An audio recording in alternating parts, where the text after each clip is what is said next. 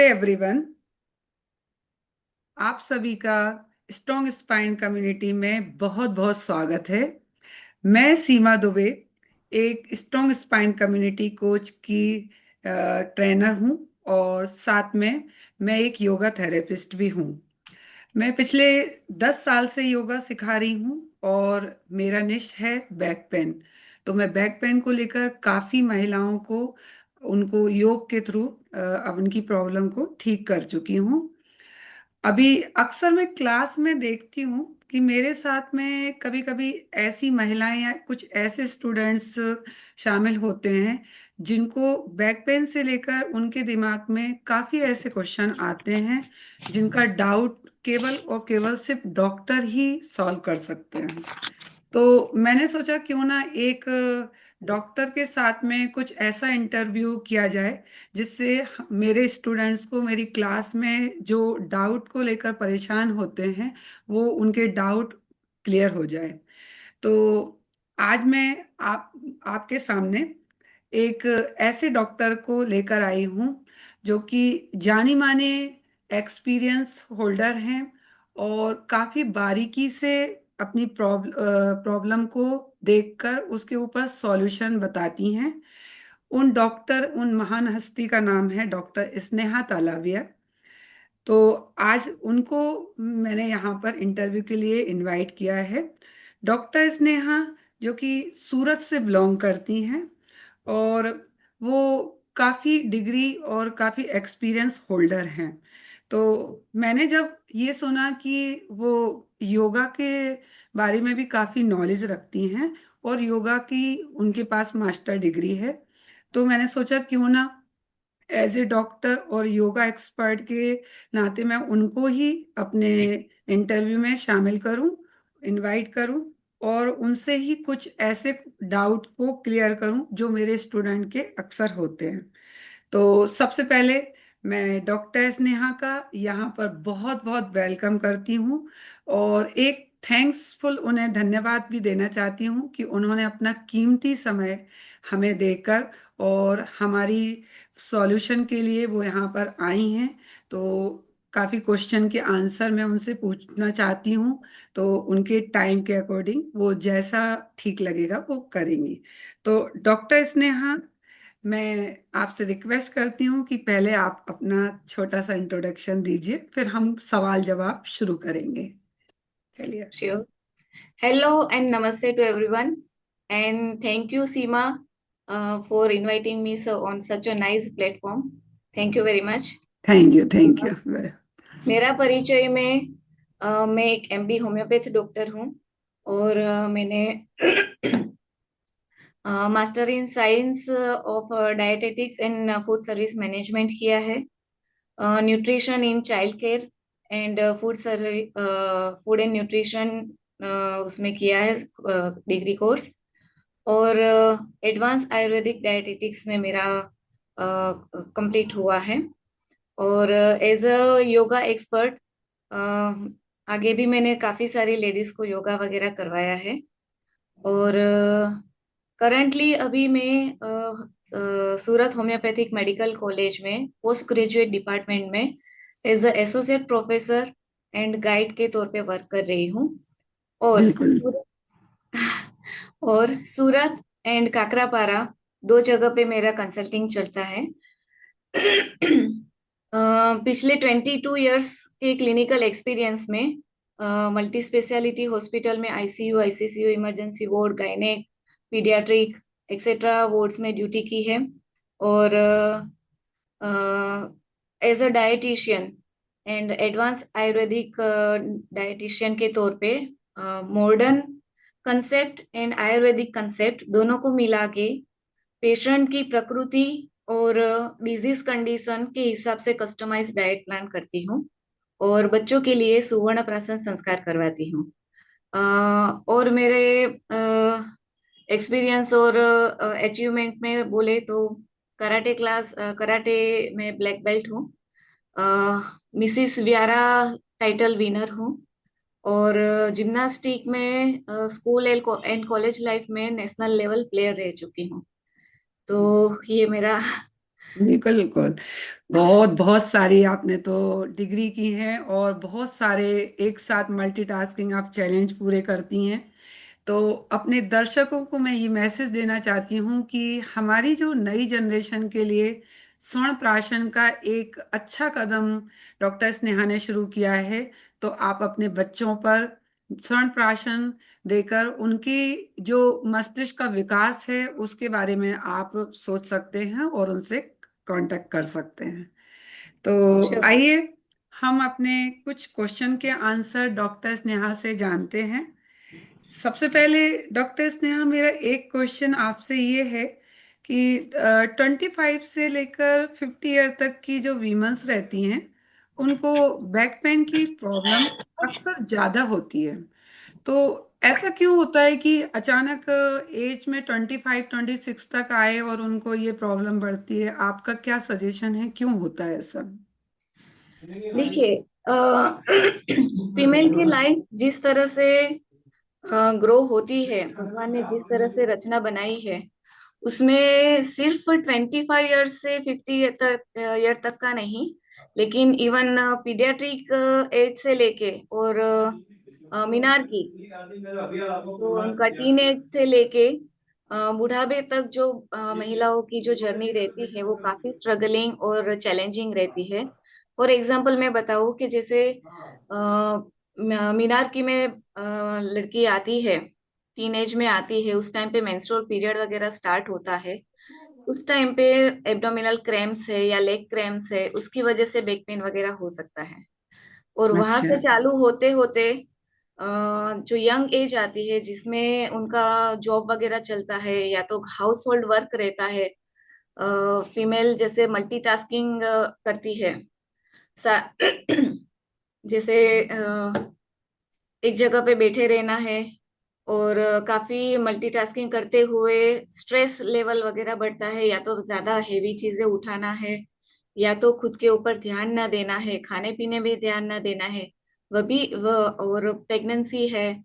वो सब चीजें धीरे धीरे उनकी बैक को अफेक्ट करती है। हर एक एज में फीमेल को ये बैक पेन का इश्यू रहता है। जैसे जैसे एज आगे बढ़ती जाती है, 30 तक तो ठीक है कि उनका रीजनरेटिव पावर काफी बढ़िया रहता है, तो बैक पेन जनरली कम फील होता है या तो जल्दी कवर कर लेता है। लेकिन जी। जैसे जैसे ग्रे एज आगे जाती है, 35 40 years, 40 years near to premenopausal time आ जाता है, जिसमें काफी सारी चेंजेस रहते हैं, हीट स्ट्रोक रहता है। तो काफी सारी प्रॉब्लम की वजह से इसमें उसमें से एक ये बैक पेन भी रहता है। और जैसे मेनोपोज आता है आफ्टर 45 to 50 55 ईयर्स की एज में, उसमें पीरियड आना बंद होता है, लेडी का इस्ट्रोजन लेवल है वो डाउन होता है, और उसकी वजह से कैल्शियम डिपॉजिट होना या उसका बोन की जो डेंसिटी है वो सब कम होती है। तो वो सभी चीजें फीमेल को बैक पेन की तरफ ले जाती है। और बिल्कुल बिल्कुल। और बहुत काफी अच्छा। सारी चीजें हम बताए, तो जैसे इंजरी, जो यंग एज भी है तो उसमें इंजरी का कभी भी कहीं पे भी लग सकती है इंजरी, तो ट्रोमेटिक इंजरी की वजह से हो सकता है। फिर एज के वाइज डिजनरेटिव चेंजेस रहते हैं। बिल्कुल ठीक है, प्रोलेप्स डिस्क रहती है, स्कोलियोसिस, काइफोसिस, स्पॉन्डिलोसिस, काफी सारी ये तकलीफें होती है। तो ये सभी चीजें फीमेल की लाइफ में कहीं ना कहीं किसी ना किसी एज पे वो अफेक्ट करती है। और डिटेल में हम अगर ये जो मैंने अभी बताई वो सारी कॉमन कंडीशन है, लेकिन अगर थोड़ी रेयर कंडीशन और सीवियर कंडीशन में हम देखें तो स्पाइनल कोड जो हमारा है उसका टीबी हो सकता है, या तो फिर उसका कैंसर हो, कैंसर डायरेक्ट स्पाइनल कोड का कैंसर, या तो दूसरी किसी और जगह पे हुआ है और वहां से मेटास्टेसिस होके फिर कैंसर स्प्रेड होके वहां पे आया है, तो भी वो बैक पेन वगैरह इनिशिएट कर सकता है।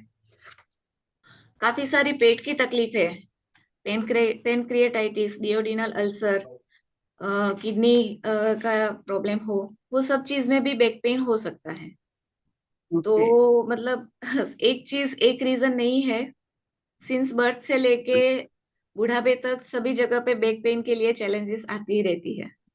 तो ये तो बहुत अच्छी नॉलेज दी है आपने डॉक्टर स्नेहा। एक तो आपने इतना डीप में स्टडी करके और इसके बारे में जो नॉलेज दिए, तो हमारी जो क्लास में काफ़ी महिलाओं की जो प्रॉब्लम होती है, या वो जो एकदम फोकस नहीं करती हैं, अक्सर वो क्वेश्चन पूछती हैं।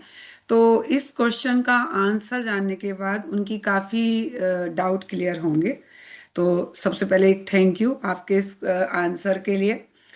अच्छा, मैं आपसे डॉक्टर्स ने ये पूछना चाहती हूँ कि क्या बैक पेन में एक पोस्चर भी एक इम्पोर्टेंट रोल प्ले करता है?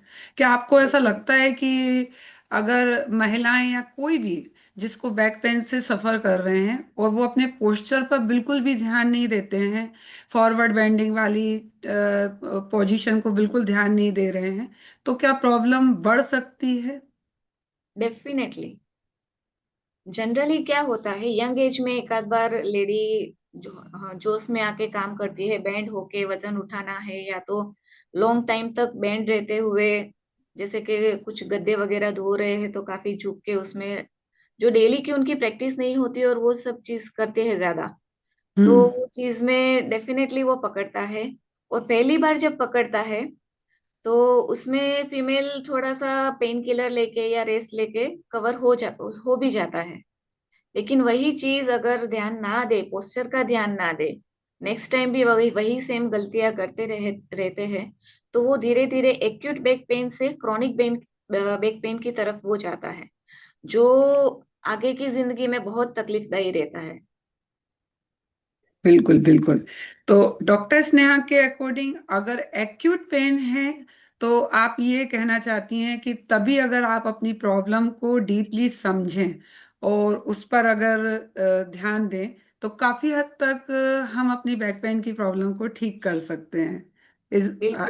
M I correct doctor yes Sneha? Yes, बिल्कुल बिल्कुल। ओके।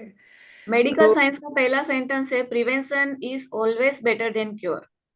आप ओके। बीमार हो के फिर दवाई लेके ठीक हो, उससे बेटर है कि आप कितना भी, आपको एक बार अलार्मिंग हो गया कि बैक पेन हुआ है, तो उसको अलार्म समझ के फिर नेक्स्ट टाइम ना हो उसके लिए जो जो भी प्रिवेंशन कर सकते हैं वो करना हम्म। है। तो मैं आगे बताऊंगी क्या क्या कर सकते हैं।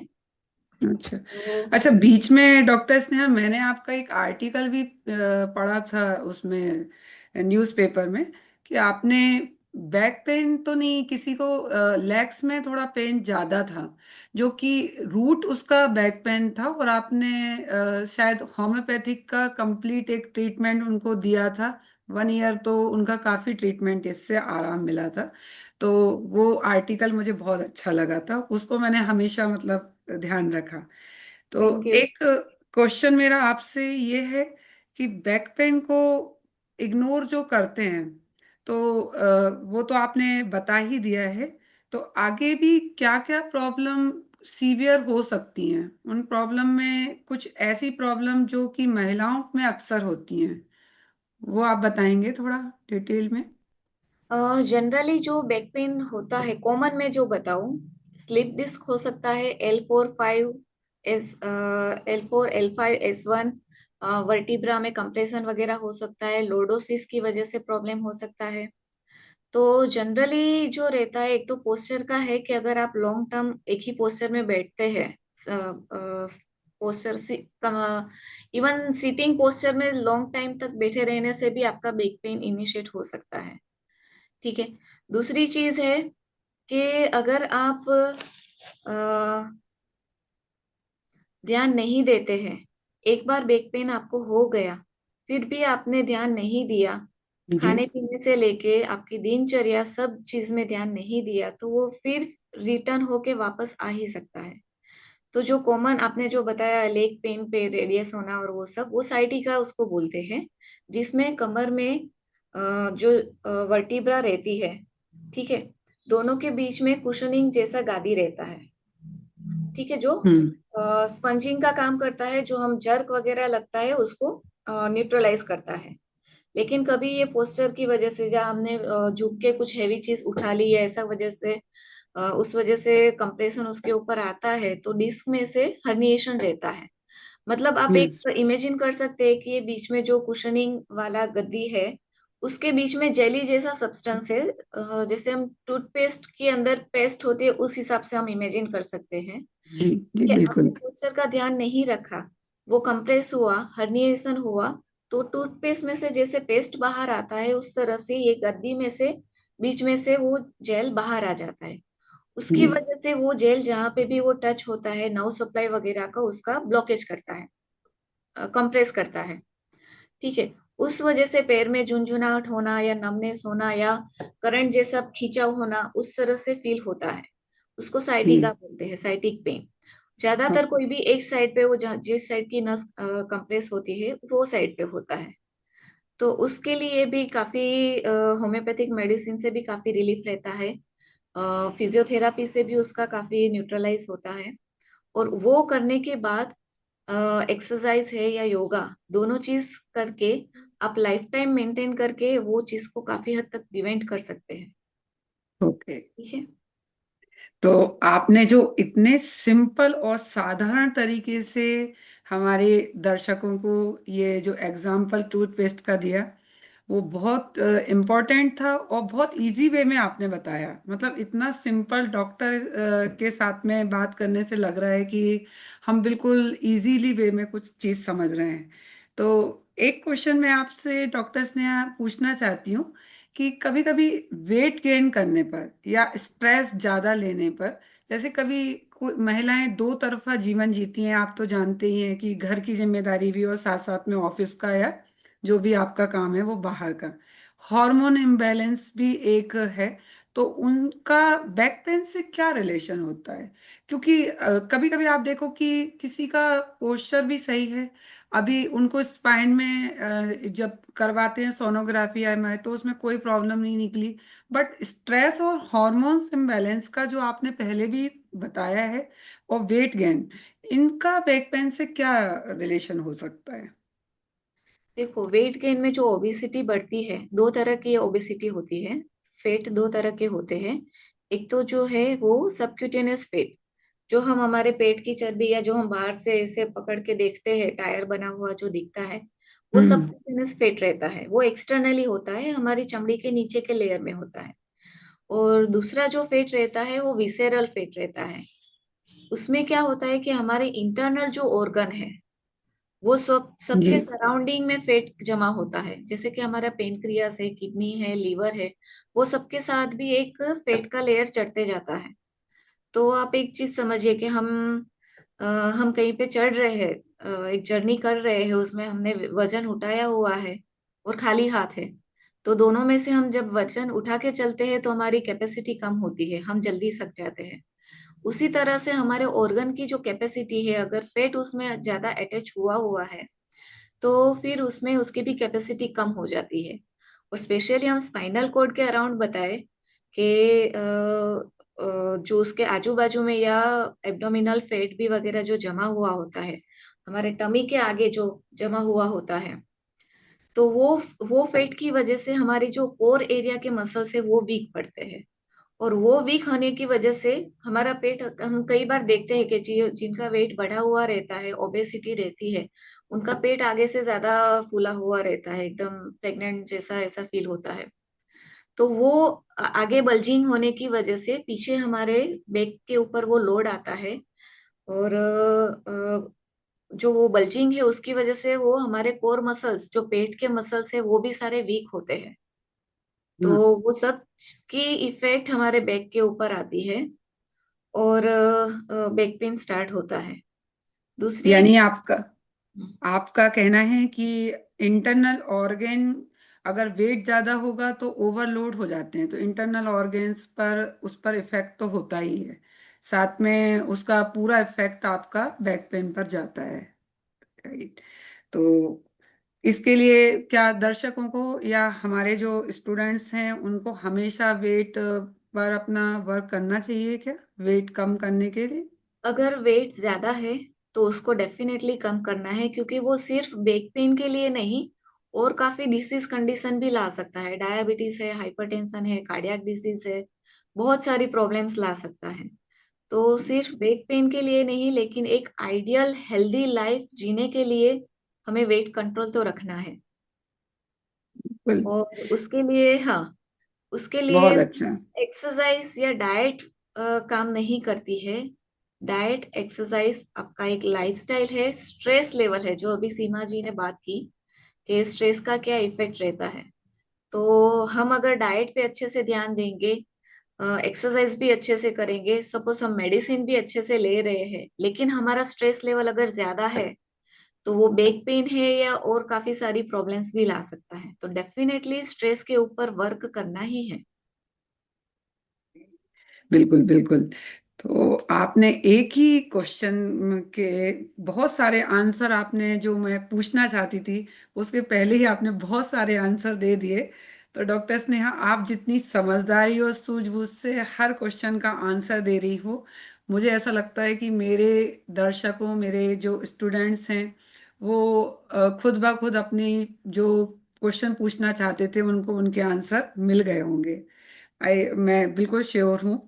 अब मैं एक और आपसे आखिरी क्वेश्चन ये पूछना चाहती हूँ कि आप अपने नज़रिए से और अपनी मेडिकल लाइन के बेस से आप देखते हो, तो आप कॉमन ऐसी कौन सी जो मिस्टेक हैं, तो उनको इम्प्रूव करके, ठीक करके, हम अपनी लाइफ में ऐसे कौन से कुछ चेंज कर सकते हैं छोटे छोटे, जिसके थ्रू हम अपनी बैक पेन को या अपनी बॉडी को हेल्दी बना सकते हैं? थोड़ा सा आप टिप्स में बताएंगे हमें?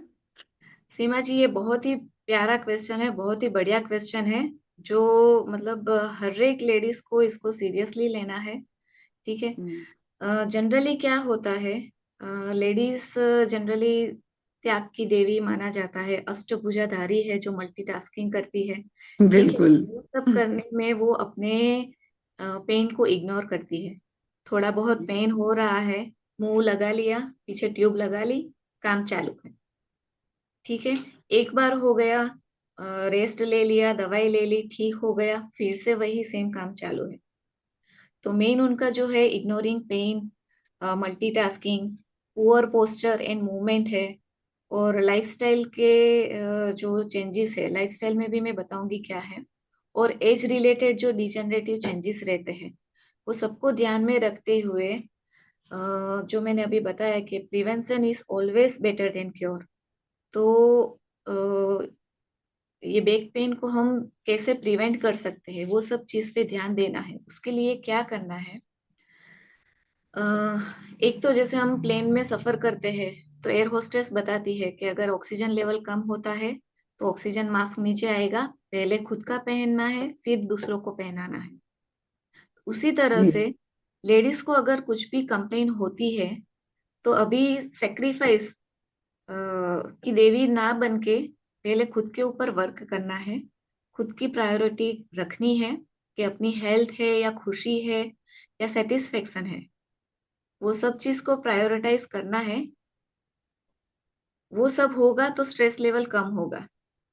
जी बिल्कुल। ठीक है। और स्ट्रेस लेवल कम होगा तो वो लाइफ में हैप्पी रहेगी। कई बार देखते हैं हम कि लेडीज चिड़चिड़ी रहती है, गुस्सा रहता है, एक्चुअली क्या होता है कि उनके ऊपर बर्डन बहुत बढ़ जाता है और शेयर करने वाला नहीं होता है। और वो खुद ही अंदरों अंदर फिजिकल या मेंटल कंप्लेन से और या हार्मोनल चेंजेस सबसे जूझ रही होती है, वो उनको भी नहीं पता होता है, लेकिन वो सब चीज बाहर रिफ्लेक्ट होती है। तो मैं ये कहना चाहती हूँ अपने श्रोताओं को कि पहले खुद के ऊपर ध्यान देना है, खुद की हेल्थ के ऊपर ध्यान देना है। उसके लिए अगर आपको पेन हो रहा है, तो पेन को देख के फैमिली मेंबर को बोलो कि पेन हो रहा है, रेस्ट अच्छे से लो, मेडिसिन अच्छे से लो। अ, उसके बाद में भी आप फिजियोथेरापी, 2-3 दिन रेस्ट ले लिया, फिर फिजियोथेरापी को कंसल्ट करिए। वो आपको बताएगी कि आपके जो बैक के मसल्स जो है या एब्डोमिनल कोर मसल्स जो है, जो बैक पेन होने से प्रिवेंट करते हैं, तो वो सब एक्सरसाइज वो सब करके आप उसके ऊपर वर्क करिए। और फिर अपनी लाइफस्टाइल में योगा है, एक्सरसाइज है, उसको एक लाइफस्टाइल का ही एक भाग बनाइए। जैसे हम नहाते हैं, खाते हैं, टॉयलेट बाथरूम वो सब जाते हैं, हमारी लाइफ का एक पार्ट है। इसी तरह से रोज डेली एक्सरसाइज करना भी हमारी लाइफ का एक पार्ट होना ही चाहिए। उस तरह से लेडीज को प्रायोरिटाइज रखना है। बच्चों का टिफिन है, खाना बनाना है, घर की सफाई है, वो सब काम करने में वो मॉर्निंग का भाग जो उनका रहता है वो एक्सरसाइज में नहीं देते हैं। और या तो कई बार फैमिली से सुनने को मिलता है कि घर का काम कर रहे हैं उसमें एक्सरसाइज हो ही जाती है ना, उसमें एक्सरसाइज नहीं होती है। हमें जी। टारगेट ऑर्गन के ऊपर फुल बॉडी वर्कआउट हो, और जब बैक पेन हो रहा है तो उसके मसल्स वगैरह स्ट्रांग हो, उसके ऊपर वर्क करना जरूरी है, क्योंकि वो वर्क करेंगे तो हम लॉन्ग टर्म तक हेल्दी रह पाएंगे, और हेल्दी रह पाएंगे तो हम अंदर से खुश होंगे, हम दूसरे का भी कर पाएंगे और दूसरे भी खुश होंगे। तो वो इसके लिए अपने ऊपर ध्यान देना जरूरी है। देखिए, घोड़े को चाबुक लगा के आप अच्छे से दौड़ा नहीं सकते हो, टेम्पररी वो दौड़ेगा, लेकिन अगर लंबी रेस है तो उसके लिए घोड़े को अच्छे से चारा देना पड़ेगा, अच्छे से रेस्ट देना पड़ेगा, तब जाके तो घोड़ा अंदर से मजबूत होगा और वो ज्यादा दौड़ेगा। तो हमें भी अगर लाइफ में लॉन्ग टर्म तक, मतलब मेरी भाषा में बोले तो चीता तक चलते हुए जाना है, बिल्कुल बिल्कुल। तो उसके लिए खुद के ऊपर ध्यान देना ही है। तो देखो, डॉक्टर स्नेहा ने हमारे दर्शकों को, श्रोताओं को कितना अच्छा एक मैसेज दिया है कि आपको अगर लंबी रेस का घोड़ा बनना है तो आपको मजबूती से खड़े रहना है और अपने पिलर को, मतलब अपने स्पाइन को स्ट्रांग बनाना है। स्ट्रांग बनाने के साथ साथ में आपको अपनी लाइफ स्टाइल में कैसे चेंज करना है, ये डॉक्टर स्नेहा ने आपको छोटे छोटे टिप्स के थ्रू, छोटे छोटे सीक्रेट के थ्रू बताया है। तो यहाँ मैं ये इन क्वेश्चन के साथ में ही इस इंटरव्यू को ख़त्म करना चाहती हूँ। और आगे भी कई क्वेश्चन आएंगे तो मैं टाइम टाइम पर डॉक्टर स्नेहा को अपने बीच में बुलाती रहूंगी। आपकी डिमांड पर भी मैं उनसे कुछ कुछ क्वेश्चन के आंसर के लिए उन्हें बुलाती रहूंगी। तो सबसे पहले तो मैं डॉक्टर स्नेहा का थैंक यू बोलती हूँ। Thank you very much for your valuable time and guidance. आपने जो इतना अच्छा गाइड किया है मेरे श्रोताओं को, और एक स्पेशली बैक पेन से रिलेटेड महिलाओं के लिए, तो उनके लिए एक बहुत अच्छा मैसेज दिया है। तो आपका बहुत बहुत धन्यवाद। और आपके टाइम को आपने जो हमारे साथ में स्पेंड किया उसके लिए बहुत बहुत thank you. Thank you Seema, actually ये मेरा फेवरेट सब्जेक्ट है।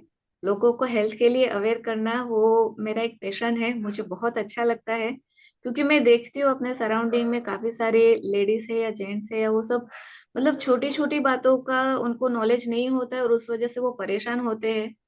तो वो चीज मुझे ज्यादा अफेक्ट करती है, और वो इसीलिए मुझे लोगों को अवेयर करने में, सबको ये बताने में, हेल्थ कॉन्शियस करने में मुझे ज्यादा अच्छा लगता है। तो उसके लिए तुम्हें भी थैंक यू कि तुमने मुझे ये मौका दिया। सो वेलकम, बिल्कुल वेलकम। चलिए, ओके, ठीक। ओके।